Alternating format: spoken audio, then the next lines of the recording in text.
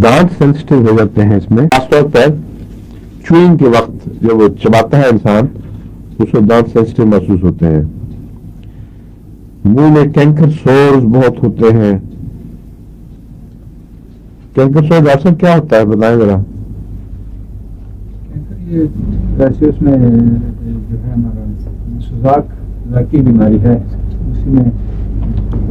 ہاں لیکن واقعی ہو کینکر سور جو منہ میں زخم بنتے ہیں پھر وہ گول گول نہیں بلکہ کٹے پھٹے دائرے والے. جی وہ موٹا کنارا اس کا. ہاں موٹا کنارے والا وہ میں سمجھتا ہوں جو اب تک میں نے دیکھا ہے. ٹھیک ہے یہی مراد ہے لیکن وہ تو اس سے فائدہ ہوتا ہے اس کو. جو منہ میں زخم بنتے ہیں کٹا پھٹا اس کا بارڈر اور تھوڑا سا ابھرا ہوا انڈیوریٹڈ وہ اس دوا کی چوٹی کی علامت ہے. اگر ٹینڈنسی ہو رجحان ہو تو اس میں یہ مفید ہے. ریونس ہنگر ایون آفٹر ایٹنگ. جول بخر اس کا نام جول بخر ہے. پرانا طبی محاورہ ہے کہ گائے کی بھوک. ایک تو ہوتا ہے نا کہ رات کو اٹھ کے بھوک لگ گئی کسی کو زیادہ بھوک لگ گئی. یہ ہے جو ہٹتی نہیں کھانا پورا کھانے پھر بھی بھوک باقی رہ جاتی ہے. جگر میں ہر قسم کی دردیں. انگوینل گلیز میں بتا چکا ہوں پہلے آپ کو. کانسٹیپیشن کی شکل ہے راؤنڈ بالز. اگر رومیٹک لیننس اور اسٹفنس ہو جوائنٹس میں اور ساتھ scanty high coloured strong smelling urine ہو تو اس میں یہ مفید بتائی جاتی ہے. یعنی جوڑوں کی اسٹفنس تو بے شمار دواؤں میں پائی جاتی ہے اور یہ پیشاب کی علامت بھی مگر اگر یہ اکٹھی ہوں یعنی جن میں اسٹفنس ہو عموماً پوری طرح اخراج نہیں ہو رہا ہوتا مادوں کا تو بعض دفعہ scanty high coloured strong smelling urine ہوتا ہے. اس کے باوجود یہ بیماری رہتی ہے. تو دو طرح کے پیشاب ہوتے ہیں گاؤٹی اور رومیٹک مریضوں کے. ایک کھلے پانی کے رنگ کے اور اس میں مادہ جو ہے نکلنا چاہیے وہ نہیں نکلتا.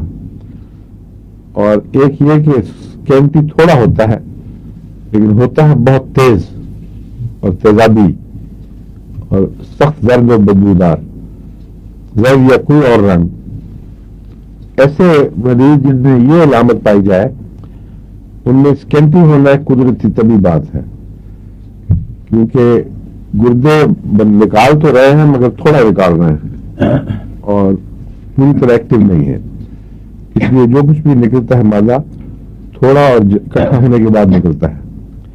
اس میں یہ علامت یعنی اس دوا میں یہ علامت اس پہلو سے بڑی نمایاں ہے.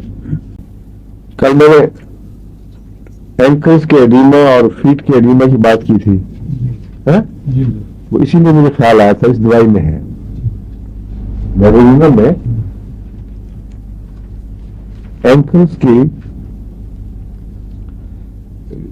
جو پرانی تکلیفیں ہیں وہ ایڈیما کی شکل اختیار کر جاتی ہیں. اس کے ارد گرد ورم پیدا ہو جاتی ہے. لیڈر میں بھی یہ بات پائی جاتی ہے. بعض دفعہ تلوے اتنے ٹینڈر ہو جاتے ہیں کہ قدم نہیں رکھا جاتا زمین پہ تو اس میں بھی میڈورائنم بہت افیکٹو ہے. مگر پاؤں کا جس طرح بالکل ٹوٹ کے ختم ہو چکے ہو یہ احساس اگر ہو تو اسٹونشن کارب میں وہ زیادہ ہے.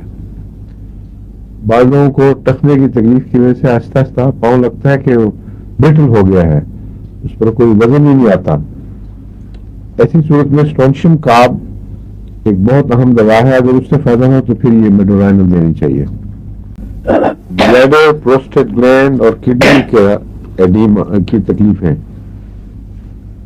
رینل کولک گردے کا درد کا دورہ جو پتھری کی وجہ سے نہ ہو بلکہ انفلمیشن وغیرہ کی وجہ سے ہو.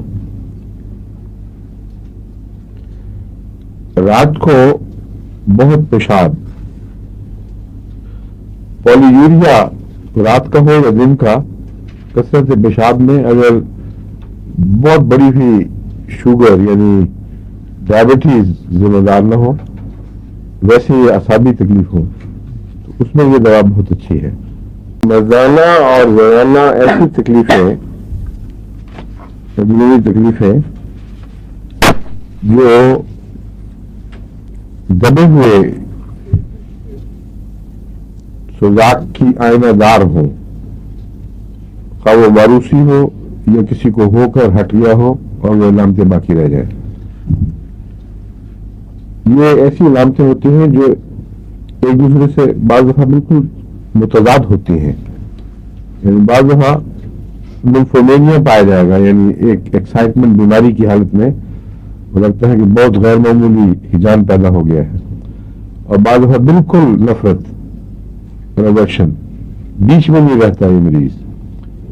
اور جن کی بھی سوزاک سے علامتیں ملتی ہوں ان کو خواہ 10 پشتوں پہلے کوئی مادہ اندر آیا ہو، اس میں یہ چیزیں پائی جاتی ہیں کہ بعض دفعہ پیشاب قطرہ قطرہ آ رہا ہے اور سخت جلن کے ساتھ، بعض دفعہ سیکس والے حصے پر اثر پڑ گیا ہے اور ان میں کوئی نہ کوئی نقشہ اس کا ملتا ہے.